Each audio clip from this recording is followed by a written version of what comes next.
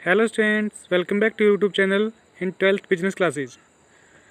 तो dear students, आज हम करेंगे हमारा जो 7.3 चैप्टर है मोटिवेशन। इसमें फाइनेंशियल और नॉन फाइनेंशियल इंसेंटिव के बारे में भी पढ़ेंगे। तो पहले हम देख लेते हैं कि मोटिवेशन होता क्या है। भाई मोटिवेशन क्या होता है?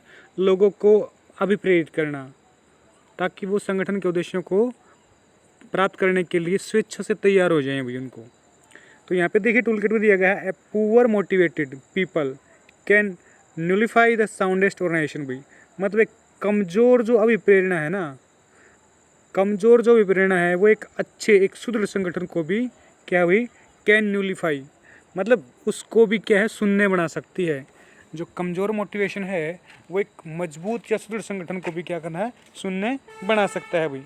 अब देखिए इसका मोटिवेशन के कॉन्सेप्ट देखिए क्या है भाई आपकी। The chief functions of manager is to achieve the predetermine objective भी। तो मुख्य कार्य क्या होता है एक प्रबंधक का? वो पहले से निर्धारित जो उद्देश्य है उनको प्राप्त करना होता है। किसके उद्देश्य? संगठन के जो पहले से निर्धारित उद्देश्य है उनको प्राप्त करना होता है।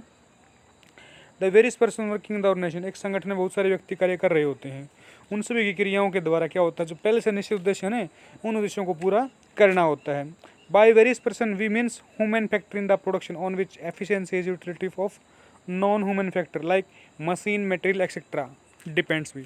तो यहाँ पे हम जो वेरियस पर्सन है ना, बहुत सारे जो व्यक्ति हैं उनमें हम किससे लेते हैं भाई? ह्यूमन फैक्टर से। भाई जो मानव कारक है ना उत्पादन के, उनको लेते हैं, क्योंकि यदि वो कुशल हैं तो वो जो नॉन ह्यूमन फैक्टर हैं जो गैर मानव कारक हैं जैसे मशीन है मटेरियल है, इन सभी का कुशलता से उपयोग कर सकते हैं भाई।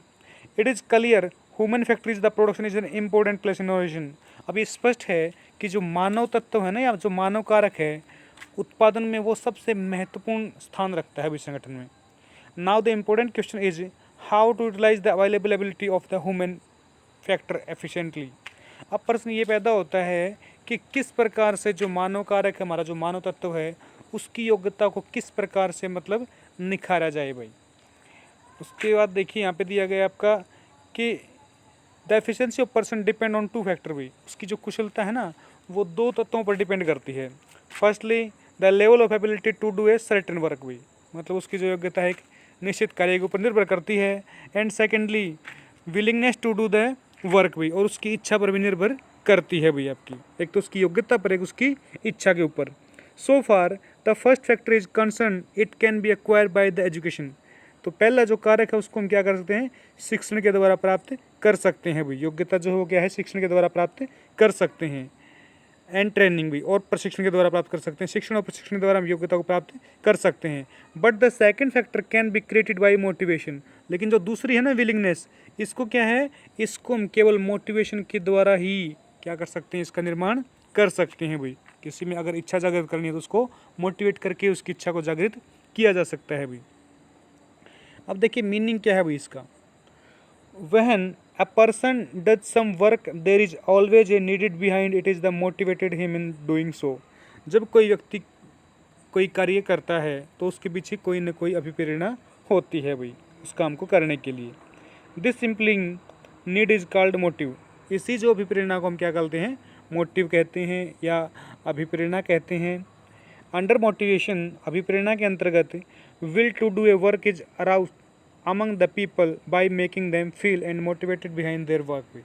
तो क्या होता है अभी मोटिवेशन के अंतर्गत जो है वो जो काम करने वाले लोग हैं वो काम करने के लिए खुद तैयार हो जाते हैं। उन्हें काम करने के पीछे कोई ना कोई जो है भावना वो है उनको मोटिवेट करती है भी। Motivation is the drive from the word motive. Motivation शब्द की उत्पत्ति किससे हुई है?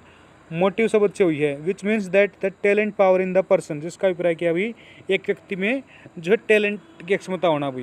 विच imply him to do a work, जो कार्य उसको दिया गया है उस कार्य को करने की उसके अंदर क्या होना भाई? टैलेंट होना। इन द ब्रीफ मोटिवेशन, संक्षेप में हम कह सकते हैं कि motivation is the that process की अभिप्रेरणा एक ऐसी प्रक्रिया है wherein the person are made to recognise their needs. यहाँ पे क्या करते हैं लोग? अपनी जो है आवश्यकता के अनुसार अपनी जो पहचान स्थापित करते हैं। In the realisation of which they do, मतलब वो क्या करते हैं भाई? कौन सा काम वो कर सकते हैं बड़ी मेहनत से। Hard work for the interest of the enterprise, और उपक्रम के लिए जो है मेहनत से वो कौन सा काम कर सकते हैं उसमें अपनी पहचान बनाना क्या है भाई? मोटिवेशन हो सकता है। अब देखिए इसकी एक एफिशिएंसी ऑफ ए पर्सन, एक व्यक्ति में कौन कौन सी जो कुशलता है तो यहाँ पे दे रखे आपका डिपेंड भी, किस पे डिपेंड करती है कुशलता, यहाँ पे दिया गया है एक पहला दिया गया ability to do a certain work भी, उसकी योग्यता जिसको हम क्या है क्रिएटेड थ्रू, किसके द्वारा जो है क्रिएट कर सकते हैं योग्यता को, एजुकेशन और ट्रेनिंग भी, शिक्षण और प्रशिक्षण के द्वारा भी। दूसरा जो हमारा पॉइंट था वो था विलिंगनेस भी, मतलब किसी काम को करने की योग्यता और किसी काम को करने की इच्छा भी। अब योग्यता का तो हमने क्या कर लिया भाई, किसके द्वारा, एजुकेशन शिक्षण और प्रशिक्षण के द्वारा हम इसको क्रिएट कर सकते हैं, प्राप्त कर सकते हैं। लेकिन जो विलिंगनेस है, जो इच्छा शक्ति है, उसको कैसे क्रिएट कर सकते हैं, उसको कैसे जागृत कर सकते हैं हम, मोटिवेशन के द्वारा भी, अभिप्रेरणा के द्वारा। ठीक है, अब मोटिवेशन के सोर्सेज कौन कौन से, स्रोत कौन कौन से अभी मोटिवेट कैसे कर सकते हैं, तो मोटिवेशन के सोर्सेज हैं देखिए, एक तो है मॉनेटरी सोर्सेज भी, मतलब जो मौद्रिक जो हैं, और दूसरे हैं नॉन मॉनेटरी भी, गैर मौद्रिक जो इंसेंटिव हैं आपके। अब जो मॉनेटरी इंसेंटिव उसमें कौन कौन से हैं आपके, यहाँ पे एग्जांपल दिया गया है आपका, देखिए मॉनेटरी कौन कौन से हैं भाई आपके, एग्जांपल दे रखे आपका, पे एंड अलाउंसेज भी, वेतन और भत्ते भी, प्रोडक्टिविटी लिंक भी, वेजेज इंसेंटिव जो उत्पादकता संबंध है वेजेज इंसेंटिव से, बोनस है, प्रॉफिट शेयरिंग है, जो लाभ अनुपात है आपका, स्टॉक ऑप्शन है आपका, को पार्टनरशिप है, साझेदारी है आपकी, रिटायरमेंट बेनिफिट, उसके बाद एम्प्लॉयज़ पार्टिसिपेशन कर्मचारियों की जो भागीदारी है, और प्रिक्विजिट्स भी आपके, और कोई सुविधाएं हैं आपकी जो, और उसके बाद जो नॉन मॉनेटरी कौन सी होती है, स्टेटस पद है, ऑर्गेनाइजेशन क्लाइमेट है भी, जो वातावरण है संगठन का, कैरियर एडवांसमेंट अपॉर्चुनिटी भी, कैरियर से संबंधित जो अवसर हैं आपको दिए जाती हैं भी आगे बढ़ने के, जॉब इनरिचमेंट भी, कार्य के महत्व को बढ़ाना होता है आपका, एम्प्लॉयज रिकॉग्नाइजेशन प्रोग्राम भी, कर्मचारी जो पहचान कार्यक्रम है, जॉब सिक्योरिटी, जॉब की सुरक्षा है, जो एम्प्लॉयज पार्टिसिपेशन कर्मचारियों की भागीदारी है, और एम्प्लॉयज एम्पावरमेंट उसकी निर्णय लेने की शक्ति को बढ़ाना है भी आपका। तो ये सारे हैं क्या है, दो भागों में इसको बांट देंगे, मॉनेटरी और नॉन मॉनेटरी भी, इनको हम एक्सेलेंस से पढ़ेंगे इसी चैप्टर में। देखिए सबसे पहले दिया गया है आपका डेफिनेशन ऑफ मोटिवेशन भी, मतलब अब इसकी परिभाषा क्या है मोटिवेशन की, तो हम पहले ही पढ़ चुके हैं। यहाँ पे कुंटजेम ओडोनेल के अनुसार भी देखते हैं, to motivate is to induce people to an act is desire manner भी। तो क्या होता है भाई, अभिप्रेरित करना, लोगों को इच्छित ढंग से कार्य करने के लिए प्रेरित करना है भाई। क्या है, अभिप्रेरित करना, लोगों को इच्छित ढंग से कार्य करने के लिए प्रेरित करना है भाई आपका। तो it refers to that process which existing people to work for a attainment of a desire objective. तो इससे प्राय उस प्रक्रिया से है जिसमें जो काम करने वाले लोग हैं वो स्वेच्छा से अपनी इच्छा से उद्देश्यों को पूरा करने के लिए तैयार हो जाएं भाई। अब देखिए इसकी फीचर्स क्या क्या हैं भाई। तो सबसे पहले फीचर्स है इसकी, motivation is an internal feeling भी। तो प्रेरणा क्या है कि आंतरिक अनुभूति है भाई। Motivation is a psychological concept which lies within a person भी। तो एक क्या है, मनोवैज्ञानिक धारणा है। First of all some needs appear in the mind in individual भी। पहले क्या है, एक व्यक्ति के जो दिमाग में है कुछ जो ज़रूरत की चीज़ें होती हैं वो आती हैं, विच इफेक्ट हिज बिहेवियर, जो उसके व्यवहार को प्रभावित करती हैं। He want to do some work in order to satisfy this need, और वो उन आवश्यकताओं को संतुष्ट करने के लिए फिर कार्य करता है भाई। क्योंकि हर व्यक्ति के दिमाग में कुछ ना कुछ चीज़ें होती हैं कि भैया मैंने इसके लिए काम करना है, मैंने ये इस आवश्यकता के लिए काम करना है, तो उसको जो मोटिवेट करती हैं और उन्हीं को ध्यान में रखते हुए क्या करता है, फिर उनको काम करता है भाई। दूसरा है इसके फीचर्स में, motivation produce goal oriented behaviour भी। तो मोटिवेशन क्या करता है, जो उद्देश्य की तरफ निर्देशित करता है भाई लोगों को, जो संगठन का उद्देश्य है ना उस उद्देश्य की तरफ, और उनका खुद का भी उद्देश्य हो जाता है तो उसकी तरफ क्या करता है, जो है निर्देशित करता है भी। Motivation is a power which leads the employees to the achievement of their goals भी। तो अभिप्रेरणा एक ऐसी शक्ति है जो कर्मचारियों को उद्देश्य को पूरा करने की ओर धकेलती है भाई, ले जाती है, हम कह सकते हैं। The behaviour of the motivated employees clearly show that they are inclined toward the achievement of their goals. तो मतलब जो अभिप्रेरित कर्मचारी हैं वो उनके व्यवहार से ये झलकता है कि वो अपने उद्देश्य को पूरा करने के लिए तैयार हैं भाई। For example, promotion is a technique of motivation. जैसे प्रमोशन एक ऐसी तकनीक है जो लोगों को मोटिवेट कर सकती है। The employee who desire to be promoted definitely improve their work performance. और एक बार जो कर्मचारी मोटिवेट हो जाएगा, निश्चित रूप से उसके कार्य में क्या होगी भाई, इम्प्रूवमेंट होगी भाई, उसका कार्य बहुत अच्छा होगा। उसके बाद motivation can be either positive और नेगेटिव भी। अब मोटिवेशन क्या है भाई, दो प्रकार का हो सकता है, एक सकारात्मक और एक नकारात्मक भी। मतलब पॉजिटिव वे में भी कर सकते हैं और नेगेटिव वे में भी कर सकते हैं।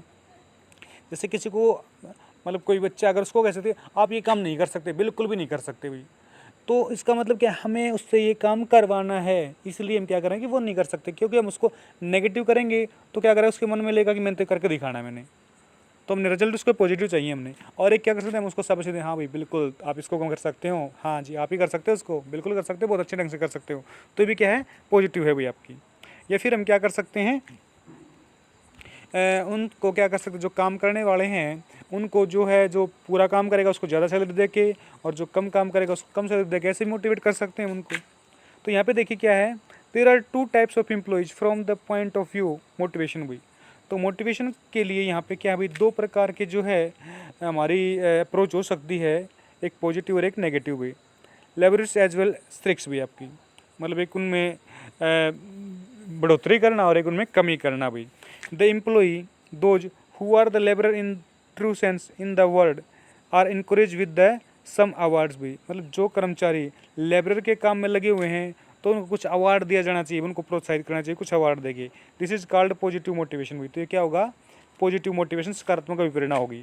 ऑन द अदर हैंड, दूसरी तरफ those worker who are nature shirkers are the encourage to work with their threat of demotion suspension of termination भी, मतलब ऐसे कर्मचारी जो अपने कार्य को कंप्लीट नहीं करते या धीमी गति से करते हैं, तो उनको क्या करना चाहिए भाई, उनको मोटिवेट करने के लिए उनको हमेशा धमकी देनी चाहिए भी, डिमोशन की या सस्पेंशन की या टर्मिनेशन की भी। Such people start working because fear factor भी, वो क्या करेंगे, ऐसे लोग अपना काम करना शुरू कर देंगे भाई, किस डर से, इसी डर से भाई, क्योंकि डिमोशन हो जाएगी या फिर उनका टर्मिनेशन किया जा सकता है।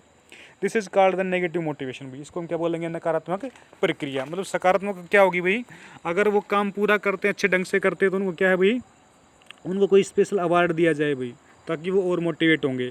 और जो काम नहीं करते या काम को धीमा करते हैं या फिर अच्छे ढंग से नहीं करते, तो उनको क्या होगा भाई, उनको ये धमकी दी जाएगी कि आपकी डिमोशन हो सकती है, आपका सस्पेंशन हो सकता है, आपका टर्मिनेशन भी हो सकता है। तो ये नेगेटिव प्रोसेस हो जाएगी आपकी। उसके बाद है motivation is a complex process भाई, मतलब क्या है, जो भी प्रेरणा है वो क्या है भाई, एक जटिल प्रक्रिया है, कठिन प्रक्रिया है। All the people working in organisation have different nature भाई, एक संगठन में जो काम करने वाले लोग होते हैं ना, वो क्या होते हैं, अलग अलग प्रकृति के होते हैं, डिफरेंट नेचर्स के होते हैं। The all have different needs, सभी की अलग अलग आवश्यकताएं होती हैं। Therefore everybody can not be motivated with only one motivators भी, इसलिए क्या है भाई, सभी के सभी केवल एक मोटिवेटर से जो है मोटिवेट नहीं हो सकते। Kindly in mind need of person concern भी, monetary and non monetary technique are use भी। तो इन सभी बातों को ध्यान में रखते हुए, व्यक्तियों की आवश्यकताओं को ध्यान में रखते हुए क्या है भाई, मौद्रिक और गैर मौद्रिक तकनीकों का उपयोग किया जाता है। Therefore it is a complex process, इसलिए क्या है कि जटिल या कठिन क्या है प्रक्रिया है भाई। अब यहाँ पे देखिए एक जो इम्पोर्टेंट क्वेश्चन बनता था कि मास्लोज नीड हिरेची थ्योरी भी, कि मास्लो की जो आवश्यकता क्रम का जो सिद्धांत है वो क्या है भाई। अब मास्लो ने एक सिद्धांत दिया है आवश्यकता क्रम का, कि कौन सी आवश्यकता को हम सबसे पहले संतुष्ट करना चाहिए, उसके बाद कौन सी आवश्यकता, उसके बाद कौन सी आवश्यकता, वो 5 क्रम दिए इन्होंने, देख लेते हैं एक बार। The advocate of this theory is Abraham Maslow, इस थ्योरी के जो एडवोकेट हैं वो कौन है भाई, अब्राहम मास्लो हैं। Who first of all presented a need hierarchy theory of motivation in 1943, जिन्होंने सबसे पहले 1943 में जो अभिप्रेरणा का सिद्धांत है, आवश्यकता क्रम का सिद्धांत, वो प्रस्तुत किया। Maslow develop the theory of motivation on the basis of chain sequence of the needs. तो मास्लो ने क्या किया भाई, मतलब इस सिद्धांत का विकास किया भाई, किसके आधार पर, एक श्रृंखला, किसकी भाई, आवश्यकताओं की जो श्रृंखला थी उनके आधार पर भाई। अकॉर्डिंग टू हिम, उनके अनुसार, a man has countless need, एक व्यक्ति को अपनी आवश्यकताओं को क्या करना चाहिए भाई, काउंटिंग करनी चाहिए। And they can be categorise on the basis of priority भी, तो उनको क्या है, वर्गीकृत करना चाहिए, श्रेणीकरण करना चाहिए उनकी प्राथमिकता के आधार पर भाई, अपनी आवश्यकताएं देखे कितनी है, फिर उनको क्रम दे भाई, कैटेगरी बनाए उनकी कि कुछ कौन सी पहली ज़रूरत है, कौन सी उसके बाद है, कौन सी उसके बाद, ऐसे। For example the needs which are more sharply felt should be satisfied first, मतलब जैसे उदाहरण के उसने क्या भी, कौन सी आवश्यकता को पहले संतुष्ट किया जाए। And less sharply felt need should be satisfied afterward, और उसके बाद जो कम आवश्यकता है उसको उसके बाद, और फिर ऐसे ये क्रम चलता रहेगा भाई, जिसकी सबसे कम सेटिस्फेक्शन की आवश्यकता उसको सबसे लास्ट में लिखा जाएगा भाई। Maslow has divided different human need of the basis of priority into 5 parts भी, तो मास्लो ने क्या किया है भाई, जो मानव की आवश्यकता है ना, उनको प्राथमिकता के आधार पर 5 भागों में बांटा है भाई, which are shown in the following diagram, जो निम्नलिखित डायग्राम में दे रखा है अभी आपका। तो देखिए यहाँ पे दिया गया है आपका 5 ह्यूमन नीड बताई गई है मास्लो ने, उनका हियरार्ची मतलब जो एक निश्चित क्रम दिया गया है। तो यहाँ पे देखिए सीक्वेंस ऑफ सेटिस्फेक्शन भी आपका, संतुष्टि का जो क्रम है आपका, तो यहाँ पे 5 दे रखी है आपकी। सबसे पहली है आपकी नंबर 1 पे दे रखी है आपकी साइकोलॉजिकल नीड्स भी, मतलब फिजियोलॉजिकल नीड भी, मतलब शारीरिक आवश्यकताएं भी आपकी। तो फिजियोलॉजिकल नीड्स में शारीरिक आवश्यकताएं होती हैं, जैसे रोटी कपड़ा और मकान भी आपकी। उसके बाद है सेफ्टी या सिक्योरिटी नीड्स भी, मतलब जो सुरक्षा की जो आवश्यकताएं होती हैं आपकी भी, ठीक है। उसके बाद है आपकी सोशल नीड्स भी, सामाजिक जो आवश्यकताएं होती हैं आपकी। एस्टीम नीड्स भी, सम्मान की जो आवश्यकताएं होती हैं। और सेल्फ एक्चुअलाइजेशन नीड्स भी, और आत्मसंतुष्टि की जो आवश्यकताएं होती हैं भी। तो 5 आवश्यकताएं बताई हैं इन्होंने। पहली जो है शारीरिक आवश्यकता है, दूसरी जो है सुरक्षा की आवश्यकता है, तीसरी जो है सामाजिक आवश्यकता है, चौथी जो है सम्मान की आवश्यकता, और 5वीं जो है आत्मसंतुष्टि की आवश्यकता है भाई। अब ये पिरामिड बनाया है मास्लो ने, इसके अनुसार हम आवश्यकता क्रम लगा दिया। अब देखिए सबसे पहला दिया गया है फिजियोलॉजिकल नीड्स भी, शारीरिक आवश्यकताएं कौन सी होती हैं। In this category those needs will include the need of satisfied to keep a man alive भी। इसमें उन आवश्यकताओं को रखा गया है जो मनुष्य को जीवित रहने के लिए आवश्यक है भी। तो कौन कौन इसमें, फूड शेल्टर एंड क्लोथिंग भी, एंड स्लीप भी, मतलब रोटी जो है, कपड़ा, मकान और नींद भी। तो ये आवश्यकताएं क्या है भाई, फिजियोलॉजिकल नीड्स हैं आपकी। दूसरे नंबर पर सेफ्टी और सिक्योरिटी नीड्स भी, सुरक्षा संबंधी जो आवश्यकताएं होती हैं आपकी। After the physiological needs are satisfied a man things about his safety भी, मतलब शारीरिक आवश्यकताओं को पूरा होने के बाद एक मनुष्य किसके बारे में सोचता है भी, अपनी सुरक्षा के बारे में। Safety needs include physical and economic needs भी। तो सुरक्षा जो आवश्यकता है उसमें जो क्या फिजिकल मतलब शारीरिक और आर्थिक सुरक्षाएं आती हैं भी आपकी। फिजिकल सेफ्टी में क्या आती है आपकी, फिजिकल सेफ्टी में defence against accident, attack, disease and other unexpected problem भी। तो जो फिजिकल जो शारीरिक सुरक्षा है उसमें क्या हुई, दुर्घटना से सुरक्षित बचाव करना, अटैक आक्रमण से करना, बीमारियों से, या फिर किसी अन्य मतलब अनएक्सपेक्टेड जिसका हमने अनुमान भी नहीं लगा हुआ ऐसी प्रॉब्लम से बचाना भी, हमारी सुरक्षा करना भी। जबकि जो इकोनॉमिक सेफ्टी क्या है भी आपकी, मेन सेफ्टी टू लिवलीहुड और and arrangement of old age भी। तो एक आर्थिक जो सुरक्षा है उसका मतलब क्या हुई, जीवन यापन के लिए या जो वृद्ध अवस्था में हमें जो है ज़रूरत पड़ेगी, तो उसके लिए क्या है, हमें इसकी आवश्यकता होती है भाई। उसके बाद है आपका एफिलेशन या सोशल नीड्स भी आपकी, जो सामाजिक आवश्यकताएं होती हैं आपकी। It refers to the need for affection भी, sense of belongingness, acceptance and friendship भी, मतलब सामाजिक आवश्यकताएं क्या होती हैं भाई, जो हमें एक दूसरे से जोड़ के रखती हैं भाई, मतलब चाहे उसमें दोस्ती लगा लो, अच्छे संबंध लगा लो परिवार के साथ, समाज के साथ, ठीक है, तो इसमें ज़रूरत होती हैं भाई। एस्टीम नीड्स होती हैं हमारी सम्मान की आवश्यकताएं भाई। It refers to the need of respect, autonomy, status, recognisation and attention भी। तो इसमें इससे ऊपर है क्या भाई, जैसे रिस्पेक्ट भी आपकी, रिस्पेक्ट की आवश्यकता होती है, ऑटोनॉमी स्वतंत्रता की आवश्यकता होती है आपकी, स्टेटस पद की आवश्यकता होती है, रिकॉग्निशन पहचान की आवश्यकता होती है, टेंशन ध्यान की आवश्यकता होती है भी आपकी, कि उसकी सुनाई जाए। उसके बाद सेल्फ एक्चुअलाइजेशन नीड्स भी, मतलब ये आत्मसंतुष्टि की आवश्यकताएं होती हैं भी। Self actualisation needs refer to desire to maximise whether potential and individual process भी। तो आत्मसंतुष्टि आवश्यकताएं से प्राय उन इच्छित जो है आवश्यकताएं हैं जो एक व्यक्ति की मन को संतुष्ट करती हैं भी। For example a musician wants to be proficient in music भी, जैसे संगीतकार है वो संगीत में कुशल बनना चाहता है भाई। Similarly a poet wants to be specialist in his field, जबकि जो कवि है वो अपने क्षेत्र में क्या है, स्पेशलिस्ट बनना चाहता है। तो ये आत्मसंतुष्टि की आवश्यकताएं हैं भाई आपकी। उसके बाद एजम्पशंस ऑफ मास्लोज थ्योरी भाई, मास्लो की जो थ्योरी है, सिद्धांत है, उसकी मान्यताएं क्या क्या है भाई। फर्स्ट है peoples behaviour being affected by there needs भी, तो जो लोगों का व्यवहार है ना वो उनकी आवश्यकताओं को प्रभावित करता है भाई। There are many needs to of a people and their order our priority can be made भी। तो लोगों की बहुत सारी आवश्यकताएं हैं जिनको हम प्राथमिकता क्रम में लिख सकते हैं भाई। Motivation and with the satisfaction of needs भी, अभिप्रेरणा का अंत किसके साथ होता है, आवश्यकताओं की संतुष्टि के साथ भी। After that the next higher need serve as a motivator भी, और उसके बाद क्या हुई, जो अगली जो ऊंची आवश्यकताएं हैं वो एक मोटिवेटर उनको सर्व करता है भाई। People move to next higher needs only when the lower needs are satisfy, तो जो लोग हैं वो अगली ऊंची जो आवश्यकता की तरफ तभी जाते हैं जब उनकी जो है नीचे की स्तर की जो आवश्यकताएं हैं वो पूरी हो जाती हैं भाई। अब देखिए हियरार्ची ऑफ इंडिविजुअल या ऑर्गेनाइजेशन रिलेटेड नीड्स भी आपकी जो व्यक्तिगत आवश्यकता जो क्रम है या संगठन की आवश्यकता क्रम हो इस प्रकार भी हो सकता है, टेबल ए और टेबल 2 भी। यहाँ पे दिया गया देखिए पहली है हंगर भूख भी, दूसरी स्टेबिलिटी ऑफ इनकम भी, आय की स्थिरता, फ्रेंडशिप स्टेटस या सेल्फ फुलफिलमेंट भी आपकी।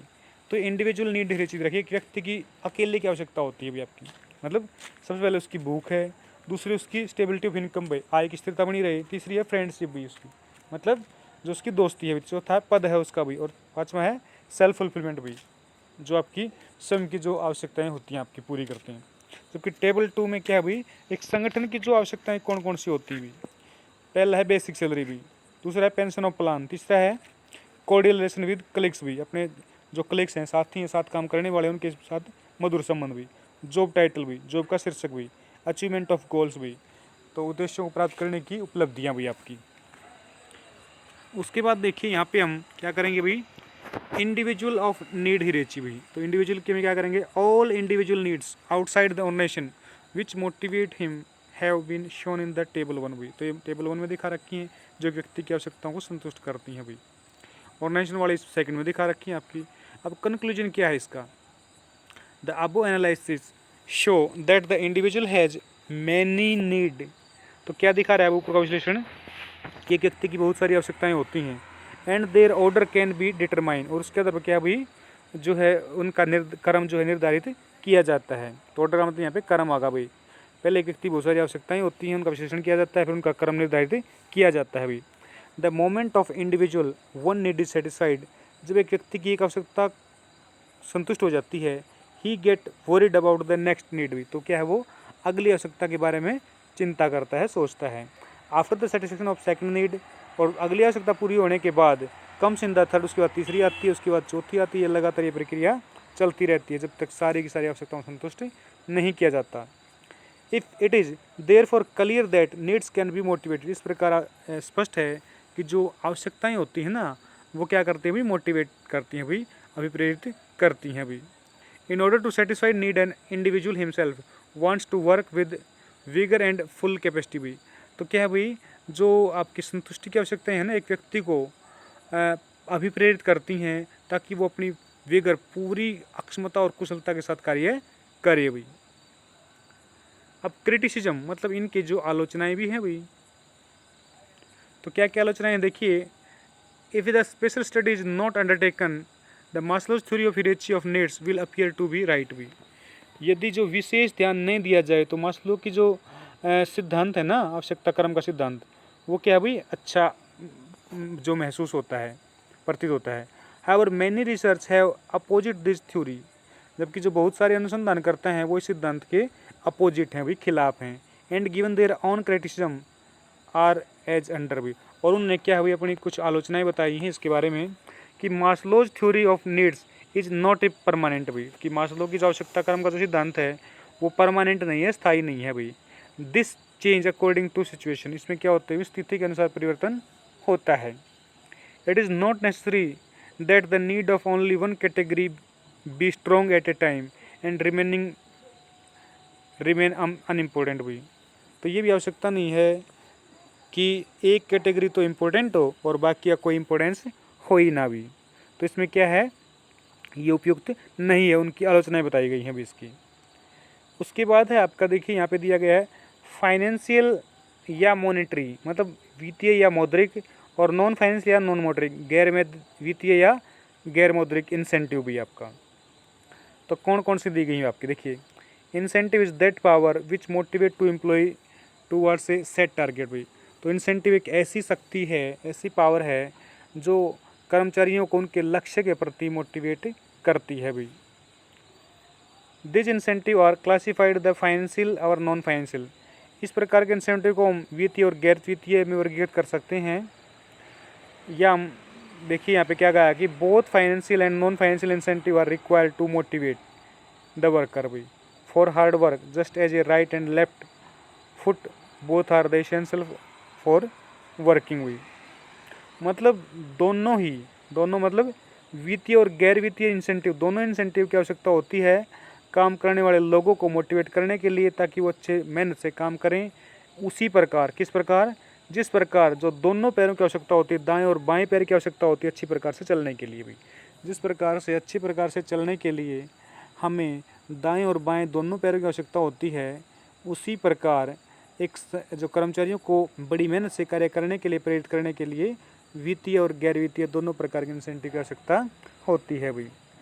तो in the other words both have some importance भी, दोनों का अपना महत्व है। It is essential to implement the both simultaneously भी, तो इसलिए आवश्यक है कि दोनों को ही पूरा किया जाए भी। सबसे पहला दिया गया आपका फाइनेंशियल या मॉनेटरी इंसेंटिव भी, वित्तीय या मौद्रिक जो इंसेंटिव है आपका भी। तो इंसेंटिव को हम अभी प्रेरणा भी बोल सकते हैं भी। Financial incentive are those incentive which are evaluated in the terms of money भी। जो वित्तीय इंसेंटिव है ना, तो वो इंसेंटिव है जिसका मूल्यांकन हम धन के साथ कर सकते हैं, धन में इसको माप सकते हैं भी। Evolution in the terms of money does not means that all type of incentive should be in the form money. तो मुद्रा के रूप में मूल्यांकन से अभिप्राय ये नहीं है कि वे सारे के सारे इंसेंटिव मुद्रा के रूप में ही होने चाहिए, but such some facility can be provided as can be evaluated in the terms of money. बल्कि क्या है भाई, कुछ तो सुविधा ऐसी होनी चाहिए जिनको मुद्रा के रूप में माप सकें। फॉर एग्जांपल, उदाहरण के लिए रेंट फ्री हाउस भी, जैसे किराया फ्री जो आवास है, घर है, कार है, फैसिलिटी ऑफ सर्वेंट, एक नौकर की सुविधा है। तो क्या है, generally financial incentive are helpful to satisfied physiological and safety needs भी। तो सामान्य तौर पर क्या है भाई, आपका जो वित्तीय इंसेंटिव है ना, वो एक जो शारीरिक और जो सुरक्षा की आवश्यकताएं है ना, उनमें सहायक है भाई। आपका शारीरिक और सुरक्षा की जो आवश्यकता है उनमें सहायक है। तो जरूरी नहीं कि इसमें सारी की सारी चीज़ें मुद्रा में ही मिले भी आपको, लेकिन ऐसी होनी चाहिए किसी को मुद्रा में माप सकें भी। जैसे एक रेंट फ्री हाउस दे दिया भाई, फ्री में रहने के लिए घर दे दिया, तो उसको माप तो सकते हैं मुद्रा में भाई। अगर हमें नहीं मिला होता तो हमने कहाँ पर लेते, हम किसी और जगह लेते हुए 10,000 रुपये में किराया देना पड़ता, तो 10,000 रुपये माप लेना मुद्रा में, उसका कितना हो सकता है किराया अकॉर्डिंग टू सिचुएशन भी। कार फैसिलिटी भी, इसको कार की सुविधा दे रखी है आपकी, या फैसिलिटी ऑफ सर्वेंट, उसको नौकर की सुविधा दे रखी है। उसके बाद है आपका जो इसमें इंक्लूड होते हैं आपके, पहला है पे एंड अलाउंसेस भी, मतलब उसको वेतन और भत्ते भी। तो देखिए इसमें जो फाइनेंशियली या मॉनेटरी जो इंसेंटिव है, इसमें pay and allowances are the chief monetary incentive for every employ भी। तो जो वेतन और जो भत्ते हैं वो जो मुख्य मौद्रिक इंसेंटिव है प्रत्येक कर्मचारी के लिए भी। सैलरी इंक्लूड बेसिक पे and dearness allowances along with other allowances भी। तो सैलरी में क्या शामिल होता है भाई, सैलरी में जो है बेसिक पे जो आधारभूत वेतन है और जो महंगाई भत्ता है वो शामिल होता है अन्य भत्तों के साथ भी। The employ remain motivated with the annual increment in pay the allowances भी। तो कर्मचारी क्या होते हैं भाई, मोटिवेट होते हैं जैसे जैसे उनकी जो पे है, वेतन है और जो अलाउंसेस है वो बढ़ता है, वार्षिक जो वेतन है और जो अलाउंस वो बढ़ता है, तो कर्मचारी क्या होते हैं भाई, मोटिवेट होते हैं भाई। दूसरे नंबर पे इसमें आता है प्रोडक्टिविटी लिंक्ड वेज इंसेंटिव भी। तो जो उत्पादकता है ना, वो किसके साथ जुड़ी हुई भी, वो वेजेज इंसेंटिव के साथ जुड़ी हुई है आपकी। तो वेजेज बढ़ेगी तो उत्पादकता अच्छी होगी, बढ़ेगी आपकी। Employees can be motivated by linking productivity with their salary भी। तो कर्मचारियों को मोटिवेट किया जा सकता है उनकी उत्पादकता को उनकी सैलरी के साथ जोड़ करके भी, कि जिस ज़्यादा उत्पादन करेगा उसकी ज़्यादा सैलरी होगी, जो कम उत्पादन करेगा उसकी कम सैलरी होगी भी। In other words, increment in the salary will be direct proportion of increase in productivity भी। मतलब सीधा संबंध है, सैलरी को बढ़ाएंगे तो प्रत्यक्ष तौर पर क्या होगी, उत्पादकता में वृद्धि होगी भी आपकी।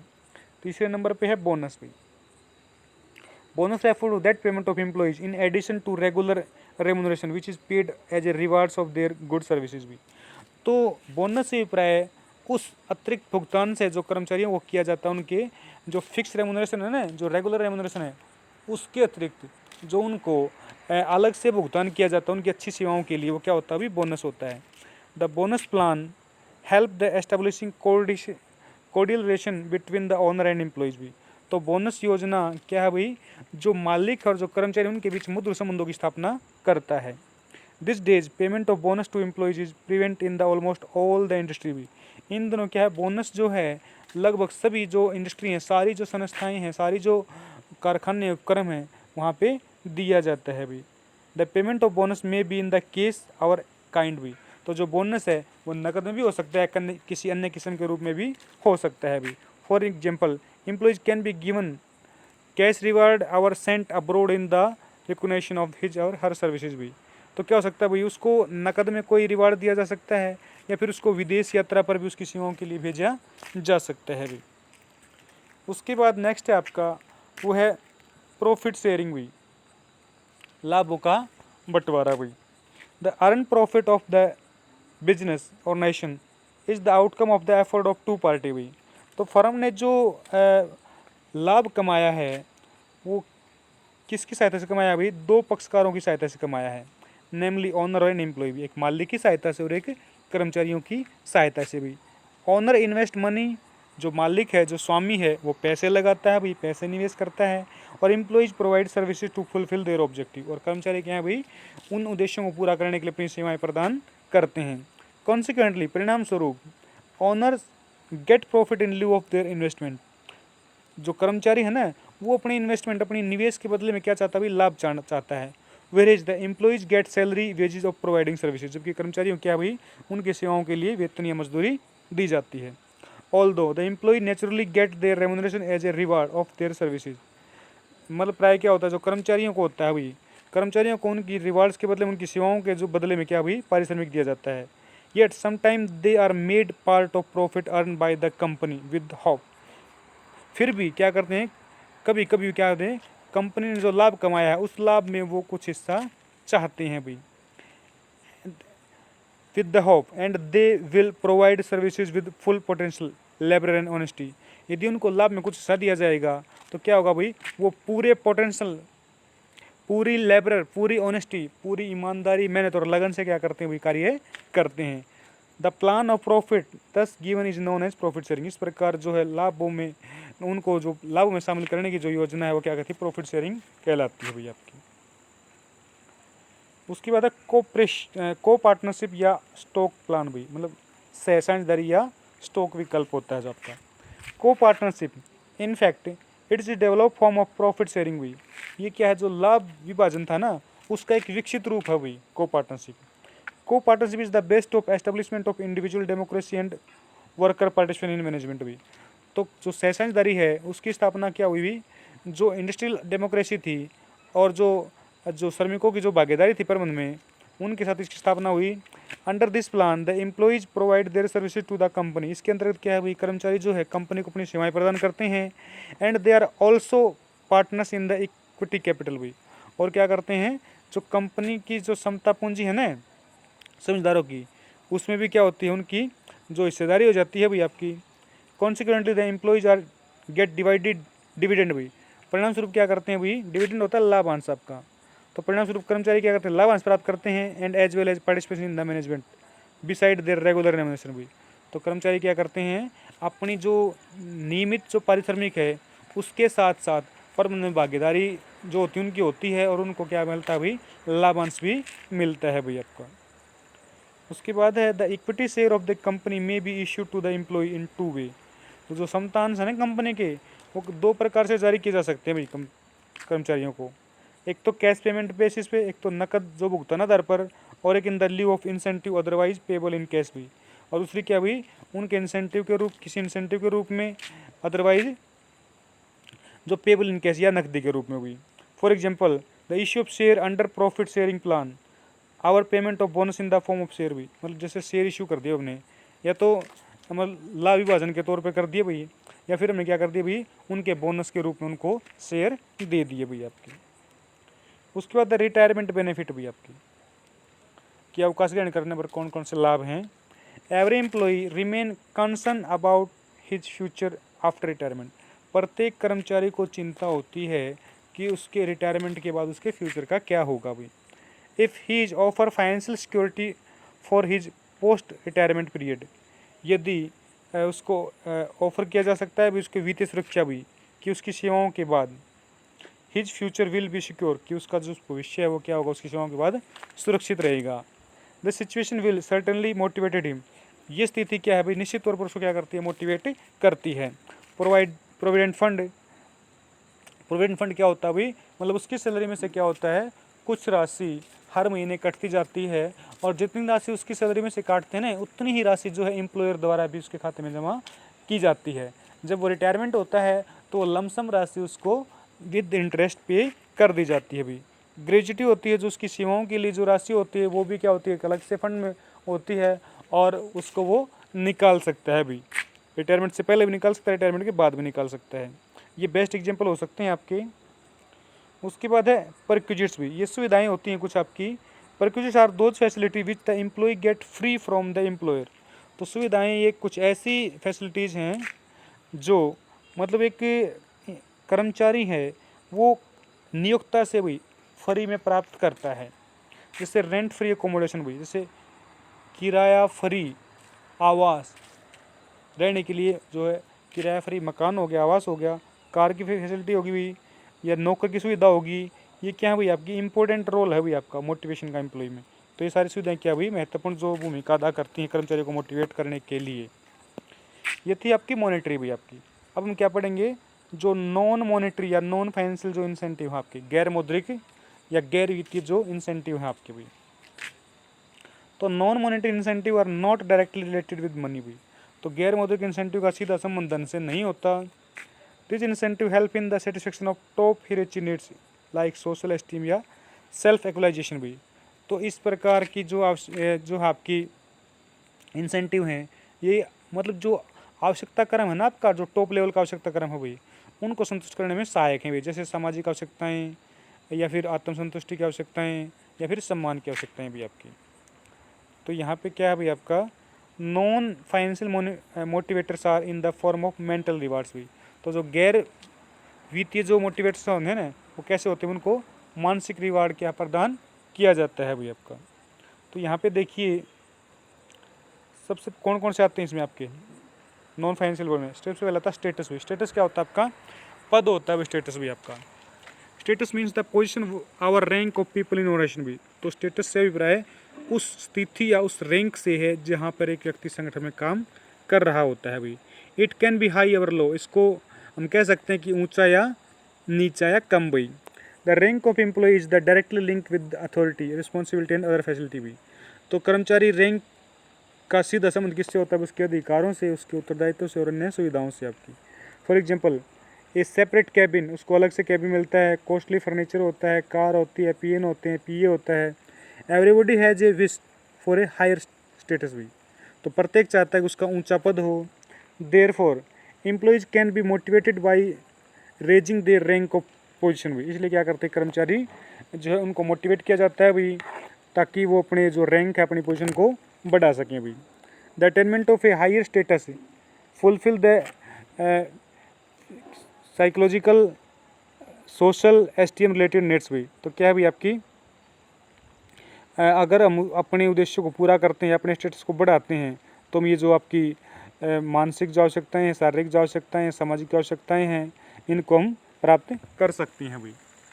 उसके बाद है आपका देखिए ऑर्गेनाइजेशनल क्लाइमेट भी आपका, संगठनात्मक जो वातावरण है आपका भाई। Organisational climate means working system within the organisation भी। तो ऑर्गेनाइजेशनल क्लाइमेट से अभिप्राय जहाँ पे कर्मचारी कार्य कर रहे हैं, जो कार्य प्रणाली है संगठन की, उससे है भाई इसका। दिस इंक्लूड इंडिविजुअल फ्रीडम भी। इसमें क्या भाई, जो है व्यक्तियों की स्वतंत्रता, रिसिप्ट ऑफ अवार्ड की प्राप्ति, इंपॉर्टेंस ऑफ एम्प्लॉयज, कर्मचारियों का महत्व, इसको शामिल किया जाता है भाई। Every person like to work in a better organisation climate. प्रत्येक जो व्यक्ति है वो चाहता है अच्छे वातावरण में काम करना भाई। मतलब जो वहाँ पे उचित उनको हवा पानी की जो सुविधाएं हैं उचित हो, उनको उचित धूप मिले, कार्य करने की जो अच्छी दशाएँ हो भाई, नई मशीन हो आपकी, हर चीज़ उनको एक प्रॉपर वे में मिले।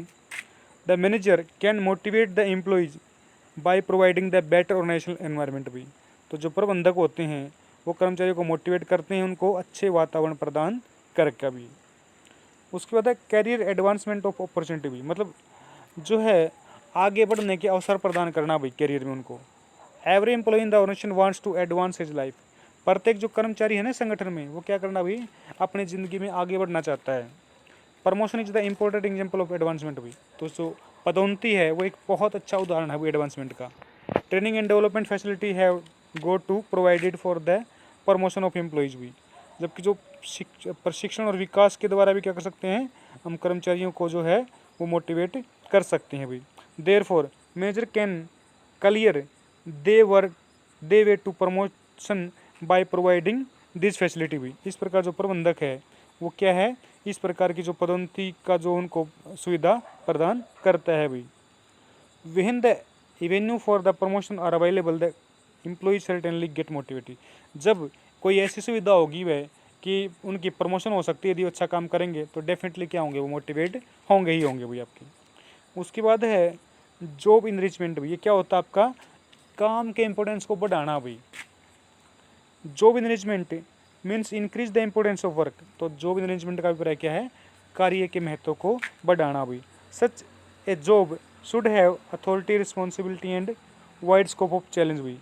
तो यहाँ पे क्या भाई, एक कार्य से मतलब उसको अधिकार, उसके उत्तरदायित्व हैं या उसकी चुनौतियों का जो क्षेत्र है उसको बढ़ाना। That should be a need of higher knowledge and experience, तो इसके लिए क्या होगा भाई, उनको ज़्यादा ज्ञान की जरूरत होगी, ज़्यादा अनुभव की जरूरत होगी। The opportunity for personal development should be available भी, तो उनका जो व्यक्तिगत विकास है उसके भी अवसर उनके पास उपलब्ध होंगे। There should be absolute freedom to take decision, उनको निर्णय लेने में पूरी तरह स्वतंत्रता होगी। The employ feel proud of getting such a job, कर्मचारी अपनी इस कार्य में संतुष्टि प्रदान करेंगे, गर्व महसूस करेंगे। दस the job enrichment enhance the people interest in their work, इस प्रकार क्या भी जो जॉब इनरिचमेंट है वो लोगों की अपने कार्य में जो है वो रुचि बनाती है। And they start getting motivated automatically, और क्या होते हैं वो अपने आप ही से स्वतः ही क्या होते हैं, मोटिवेट होते हैं भाई। उसके बाद देखिए यहाँ पे दिया गया है एम्प्लॉयज रिकॉग्नाइजेशन प्रोग्राम भी, कर्मचारी जो पहचान कार्यक्रम है आपका। Every employ wish to be consider as an important part of nation, प्रत्येक कर्मचारी चाहता है कि वो संगठन का एक महत्वपूर्ण हिस्सा हो। It means that should have his own identity, वो चाहता है कि उसकी खुद की पहचान हो। And he should appear to be distinctive, और सबसे वो अलग दिखे भाई। Some of example are given below with the help of employees recognition भी, कर्मचारियों की पहचान के लिए नीचे कुछ उदाहरण दिए गए हैं आपके, देखिए कौन कौन से आपके। Congratulation the employ for good work performance भी, जो कर्मचारी अच्छे काम करते हैं उनको स्पेशल कॉन्ग्रेचुलेशन हमने बोलना चाहिए भी आपका। Displaying employees achievement on the information board and publishing them in new magazine on the organisation भी, मतलब जिन कर्मचारियों ने अच्छा काम किया है, जिन्होंने अचीवमेंट लिया है, उनको क्या करना चाहिए भाई, एक इन्फॉर्मेशन सूचना बोर्ड पर उनके जो नाम लिखकर डिस्प्ले करने चाहिए, दर्शाने चाहिए भी आपके। और क्या भाई, एक जो समाचार पत्रिका होती है संगठन की, उसमें भी उनके नाम प्रकाशित करने चाहिए भी। उसको award certificate of merit at the ceremonial functions, मतलब जो हमारा सेरेमनी फंक्शंस करते हैं हम, वार्षिक फंक्शंस हम करते हैं, उसमें उनको क्या है, सर्टिफिकेट, जो मेरिट के जो सर्टिफिकेट है वो अवार्डेड, वो बांटे जाने चाहिए। For the better work performance, अच्छे जो करे अक्षमता के लिए भी। परसेंटिंग मेमोंटम भाई, उनको क्या है भाई, विशेष जो है मतलब प्रेजेंटिंग मेमोंटम, मतलब उनको क्या है भाई, उनको ट्रॉफियाँ वगैरह जो मेमोंटम है, स्मृति चिन्ह है, जो उनको प्रदान किए जाने चाहिए भाई। Honouring the offering valuable suggestion भी, और क्या है, उनको सम्मान के लिए उनसे क्या है, मूल्यवान जो सुझाव भी लिए जाने चाहिए भी आपके। उसके बाद है जॉब सिक्योरिटी भी, जो जॉब सुरक्षा है आपकी। Job security is the important non monetary motivator, तो जो जॉब सुरक्षा है वो बहुत ही महत्वपूर्ण गैर मौद्रिक अभिप्रेरणा है। The security of job means feeling of permanence and stability भी, तो जॉब सुरक्षा अभिप्राय क्या हुई आपकी, मतलब जो आपके कार्य में जो है वो परमानेंस या स्टेबिलिटी, मतलब स्थिरता लाना है भाई आपका, स्थिरता का अनुभव कराना। For example, if an employ has a sense of fear the insecurity in his mind, यदि एक कर्मचारी के दिमाग में हमेशा डर रहेगा कि किसी भी समय उसकी सेवाएं समाप्त की जा सकती हैं, तो अच्छे प्रकार से वो काम नहीं कर पाएगा भी आपका। उसको डर बना रहेगा कि किसी भी समय उसकी सेवाएं समाप्त की जा सकती हैं। He will never work wholeheartedly, तो वो मन लगाए कार्य नहीं करेगा। And this worry continue troubling him, और बार बार ये है उसको डराया जाएगा, ये उसके मन में डर बना रहेगा भाई।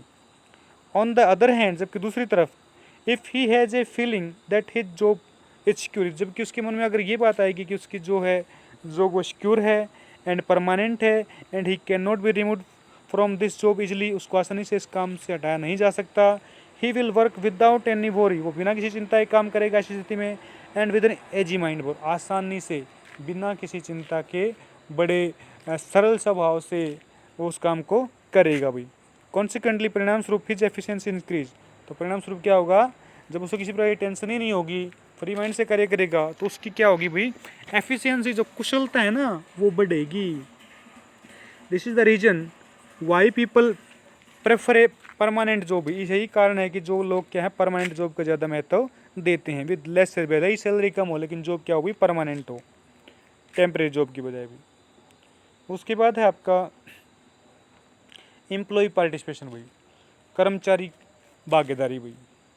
Employees get encourage to notice their participation in managerial work भाई। तो क्या है भाई, कर्मचारियों को सूचना देकर जो प्रबंधकीय कार्य उनमें भागीदारी उनकी ली जा सकती है भाई। Therefore they offer there full cooperation in making successful policy prepare with their help. तो उनको कहा जा सकता है कि एक संगठन में जो नीतियाँ बना रहे हैं उनमें आपकी सहायता ली जाएगी भी, मतलब उनको भी शामिल किया जाएगा, तो मोटिवेट होंगे वो। उसके बाद एम्प्लॉय एम्पावरमेंट भाई, कर्मचारियों को निर्णय लेने की शक्ति प्रदान करना, उनको बढ़ाना भाई, निर्णय लेने के जो अवसर हैं, जो उनकी पावर, उसको बढ़ाना भाई। Employees empowerment means giving the employ more freedom to take decision भाई। तो जो एम्प्लॉय एम्पावरमेंट है ना, उसका मतलब ये है कि कर्मचारियों को निर्णय लेने की और अधिक स्वतंत्रता प्रदान करना भाई। When the decision making power of the employ increase, जब कर्मचारियों को निर्णय लेने की क्षमता बढ़ जाती है, they consider that they are doing some important work. तो उनको ये लगता है कि वो एक संगठन का बहुत महत्वपूर्ण काम करने जा रहे हैं या कर रहे हैं। दिस फीलिंग मोटिवेटेड देम, ये जो भावना उनको मोटिवेट करती है भाई, मतलब उनकी निर्णय लेने की जो पावर है ना उसको हम बढ़ा देते हैं फ्रीडम से। मतलब तो स्वतंत्र है वो, कोई भी डिसीजन ले सकते हैं, तो उससे क्या होगा, वो ये मानेंगे कि ये बहुत ही इंपॉर्टेंट काम है ऑर्गेनाइजेशन का और वो एक इम्पोर्टेंट हिस्सा है भाई संगठन का। अब देखिए इसमें डिफरेंस क्या है भाई, किस किस के बीच डिफरेंस है भाई आपका, मॉनेटरी और नॉन मॉनेटरी भाई, मतलब मौद्रिक और गैर मौद्रिक जो परिणाम है आपकी, उन दोनों में अंतर क्या है। तो सबसे पहला यहाँ पे है मेजरमेंट भाई, माप। It can be measurement in the terms of money, इसको मुद्रा के रूप में माप सकते हैं। And this can not measure in terms of money, इसको मुद्रा के रूप में नहीं माप सकते भाई। तो इसको तो माप सकते हैं, इसको नहीं माप सकते आपको। सुइटेबिलिटी होती है उपयुक्ता भाई, these are highly effective in the case of worker भाई। ये क्या भाई, कर्मचारियों को ज़्यादा प्रभावित करती है मॉनेटरी भाई, और ये किसको ज़्यादा प्रभावित करती है, ये प्रबंधकों को, मैनेजर्स को ज़्यादा प्रभावित करती है भाई आपकी। ठीक है, तो मॉनेटरी तो करती है वर्कर्स को, कर्मचारियों को, जबकि नॉन मॉनेटरी करती है मैनेजर्स को भी आपका। उसके बाद है लेवल ऑफ सेटिस्फैक्शन भाई, संतुष्टि के जो स्तर होते हैं, तो इसमें क्या भाई आपका लोअर लेवल की आवश्यकता में संतुष्ट किया जाता है, जैसे आपकी रोटी कपड़ा और मकान। इसमें क्या है, जो ऊंचे लेवल की आवश्यकताएं हैं ना, जैसे सम्मान की आवश्यकताएं, पद की आवश्यकताएं, आत्मसंतुष्टि की आवश्यकताएं, उनको संतुष्ट किया जाता है भाई। उसके बाद है आपका विजिबिलिटी भाई, कि मतलब इनकी सापेक्षता इसको बोल सकते हैं, दृश्यता इसको बोल सकते हैं भाई। तो दिखाई देना, vision, these are visible as the measurable in the terms of money, इनको मुद्रा के रूप में मापा जा सकता है, इसलिए इनको हम क्या कर सकते हैं, देख सकते हैं भाई। This may not visible as they are not measurable in the terms of, इनको मुद्रा के रूप में नहीं मापा जा सकता और इसलिए इनको हम नहीं देख सकते भाई। तो ये था आज का हमारा chapter. I hope you understand very well. Thank you for watching this video students.